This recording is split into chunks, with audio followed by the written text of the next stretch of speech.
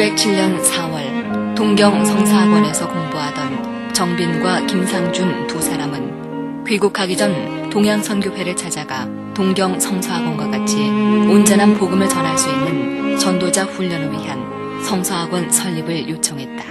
레티 카우만 선교사는 두 사람을 통해 한국의 성경 공부반이 하나님의 계획에 의해 추진되고 있음을 확인했다. 이 사업은 전적으로 우리에 의해서 추구되어진 것은 아닙니다.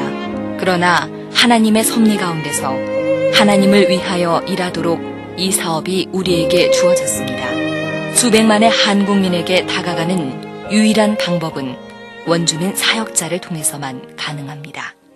경성성서학원의 창립정신이라고 하는 것은 우리 한국의 사역자를 양성하기 위해서 세워진 것입니다.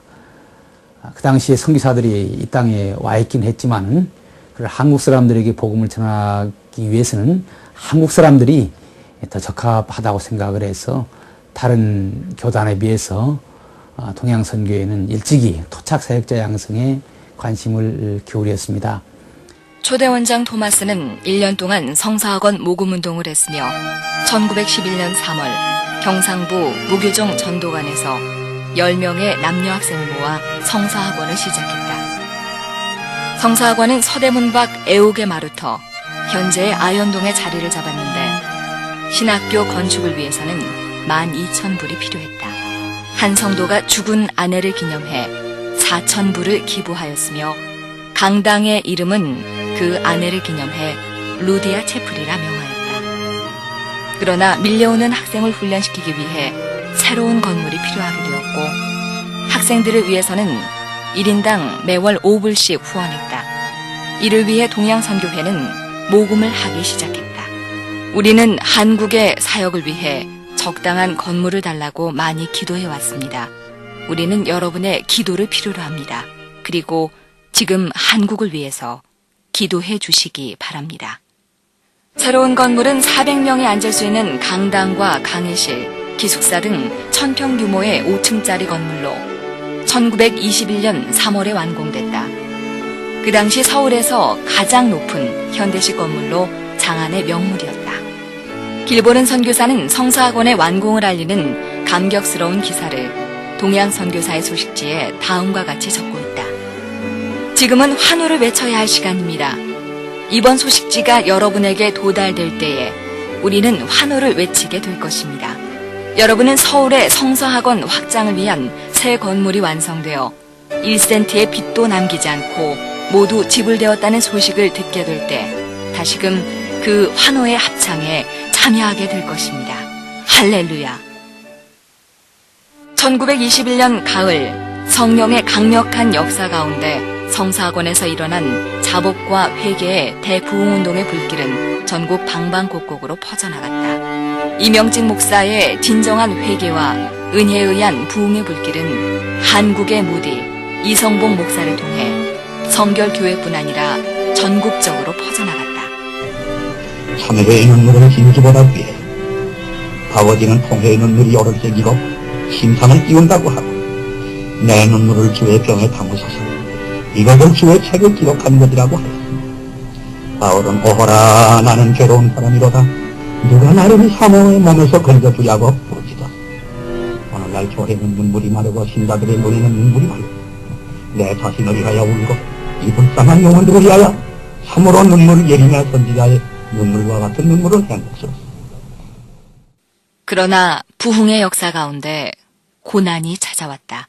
일제의 탄압으로 폐교를 당했으며 6.25 전쟁 중에 휴교를 당하고 다수의 교수들이 납북되는 고난을 겪기도 했다. 서울신학대학교는 1974년 9월 25일 제도약의 전기를 맡게 된다. 부천 캠퍼스 부지를 이명원 목사의 아들인 이계모 장로가 기증하고 그레스키 성도가 본관을 그리고 국제남전도회가 기숙사 건물을 기부함으로써 서울신학대학교는 새 역사를 맞이하게 된 것이다. 부천 캠퍼스에서 서울신학대학교는 교회음악과 기독교 교육과 사회복지학과 선교영화학과 보육학과 유아교육학과 그리고 신학대학원 등 다양한 학과의 증설과 대학원 중심의 신학교육을 실시하면서 복음 전파의 사역자와 함께 기독교 지도자를 양성하는 기독교 종합대학교로서의 모습을 갖추게 되었다. 서울신학대학교는 외적인 성장과 함께 한국교회의 유명한 목회자, 부흥사, 선교사를 배출했다. 그리고 학문적으로도 훌륭한 학자를 배출해 서울신학대학교의 교수들뿐 아니라 국내외적으로 수십 개 대학에서 인재 양성과 학문의 발전에 기여하는 우수한 학자들을 배출하기도 했다. 서울신학대학 졸업생들은 좋은 학문적인 전통을 받은 것 같아요. 그래서 기본적인 그런 신앙을 가지고 미국, 독일, 또 영국 이런 곳에 가서 공부를 많이 하시고 현재 국내 많은 대학에서 가르치는 분들도 계시고 또 외국 대학에서도 가르치는 훌륭한 교수님들이 많이 계십니다. 건국대학교 히브리학과 교수로서 재직하고 봉사하게 된 그 배경에는 서울신학대학교의 교육이 있습니다. 제가 서울신학대학 그 신학과 시절에 그 교육이 없었다면 오늘의 그와 같은 학생들을 가르치는 일은 불가능했을 것입니다. 당시 학교의 성장과 함께 새로운 건물과 확장이 필요했다. 이계무 장로는 아버지 이명원 목사를 기념해 대강당을, 김동수 장로는 장인 이성봉 목사와 아버지 김종호 장로를 기념해 대학원 건물과 기숙사를 건축해 기증하는 등 성결교 신자들의 아름다운 기부 활동이 이어졌다. 그리고 미국 성도들을 중심으로 한 동양선교회 장학금 전통에 이어서 서울신학대학교 후원회와 성도들은 많은 장학금을 기부했다. 오늘날의 서울신학대학교는 성서학원 시절부터 동양선교회를 통한 외국인 성도들의 기도와 헌신, 그리고 그런 아름다운 전통을 이어받은 성결교인들의 기도와 땀이 있었기 때문에 가능했다. 이명헌 목사, 이계무 장로, 이대범 집사의 3대에 이은 아름다운 헌신은 성결교회뿐 아니라 한국교회의 자랑이라 할 수 있다.